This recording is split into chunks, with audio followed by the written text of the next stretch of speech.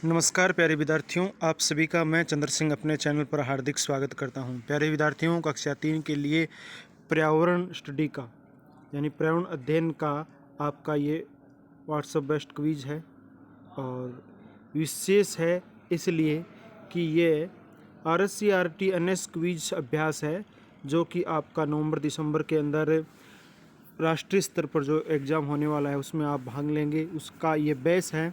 तो प्यारे विद्यार्थियों, इस वीडियो को अंत तक ज़रूर देखना।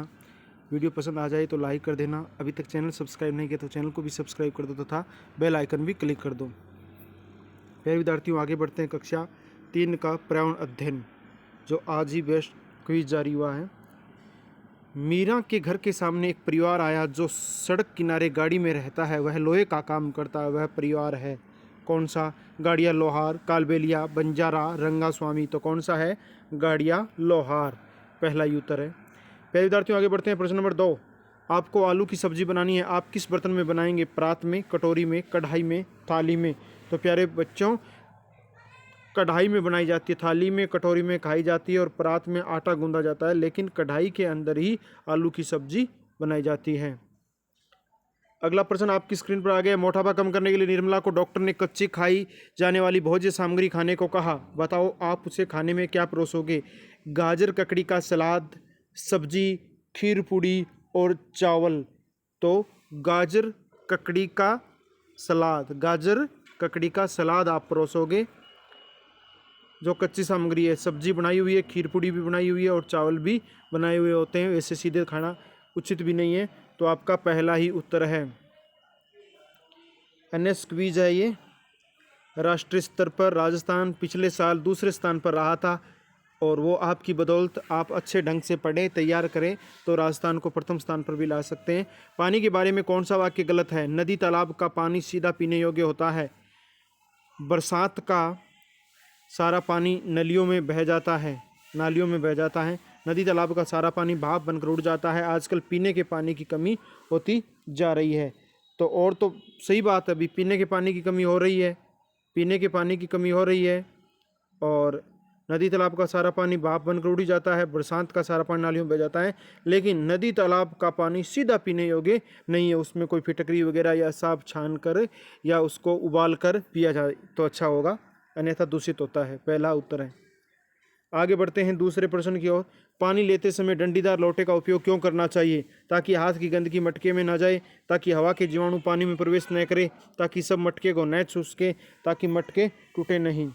तो पहला ही है आपका, ताकि हाथ की गंदगी मटके में ना जाए, इसलिए डंडीदार लोटे का प्रयोग करते हैं। प्यारे विद्यार्थियों, अगले प्रश्न की तरफ बढ़ते हैं। अगला प्रश्न है, सीमा को सब्जी खरीदने पास के बाजार जाना है। परिवहन का कौन सा साधन उसके लिए उपयुक्त रहेगा? बस से, स्कूटर से, ट्रक से, हेलीकॉप्टर से। तो हेलीकॉप्टर का तो कोई मतलब ही नहीं है, ट्रक से भी कोई सामग्री सही नहीं है। अब रही बस और स्कूटर की बात, तो अच्छा देखो कौन सा साधन उपयुक्त रहेगा, तो बेहतर उपयुक्त बस ही रहेगा, जो कम किराया लगेगा और एक ही थोड़े से ही खर्चे के अंदर बहुत सारी सवारी यात्रा कर सकती है। तो पर्यावरण के लिए भी ये फायदेमंद है। स्कूटर में तनाव होता है, चलाने के लिए हो सकता है सीमा को चलाना भी न आए, तो बस से जाए तो ये पहला उत्तर आपका बेहतर है, बस। अगले प्रश्न की तरफ बढ़ते हैं। अगला प्रश्न क्या है? रोगियों का उपचार करने वाले व्यक्ति को क्या कहते हैं? शिक्षक, सब्जी बेचने वाला, डॉक्टर, मिस्त्री। तो आपको सभी को पता है रोगियों का उपचार करने वाला कौन होता है? डॉक्टर, तीसरा उत्तर है। अगला प्रश्न देखिए प्यारे बच्चों। अगला प्रश्न है, छोटे बच्चे और बुजुर्ग दोनों का भोजन एक सा क्यों रहता है? छोटे बच्चे और बुजुर्ग दोनों का भोजन एक सा क्यों रहता है?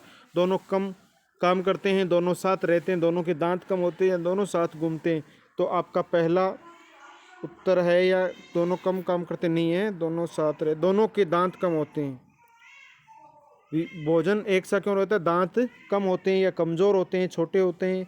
ऐसी जैसे छोटे बच्चे उनके दांत होते ही नहीं हैं, और बड़े बूढ़े हैं उनके दांत कमज़ोर हो जाते हैं या दांत होते ही नहीं हैं। तो ये कह सकते दोनों के दांत कम होते हैं, तो तीसरा उत्तर हो गया। हमारे देश में कहीं चावल, कहीं गेहूं, कहीं मक्का, तो कहीं ज्वार, बाजरा, ऐसी अलग अलग चीज़ों को ज़्यादा खाया जाता है। ऐसा क्यों होता है? वे चीज़ें वहाँ आसानी से मिल जाती है, वे चीज़ें अलग अलग जगह स्वाद बदलती है, वे चीज़ें ले जाने में सुविधाजनक होती हैं, वे चीज़ें वहाँ काम आती है, वे चीज़ें वहाँ आसानी से मिल जाती है, इसलिए अलग अलग जगह अलग अलग खाद्यान्न होता है। तो पहला ही उत्तर है। अगला है बर्फ़ का गोला। बर्फ़ का गोला खाने पर जब आपको खांसी हो जाती है तो मम्मी शहद के साथ क्या मिलाकर दवाई देती है? अदरक का रस, मक्का का पाउडर, केला का गुद्दा, टमाटर का रस। तो प्यारे विद्यार्थियों, ये है अदरक का रस। अदरक का रस जिससे खांसी सही हो जाती है। प्यारे विद्यार्थियों, आगे बढ़ते हैं अगले प्रश्न की ओर। तो आपकी क्विज यहाँ पर कंप्लीट हुई। आपने वीडियो को अंत तक देखा, इसके लिए बहुत बहुत धन्यवाद बच्चों। वीडियो पसंद आया तो लाइक कर दीजिए, चैनल को सब्सक्राइब कर दीजिए, घंटे का निशान दबा दीजिए और अपने अगली क्विज में मिलेंगे। तब तक के लिए जय हिंद, जय भारत, वंदे मातरम।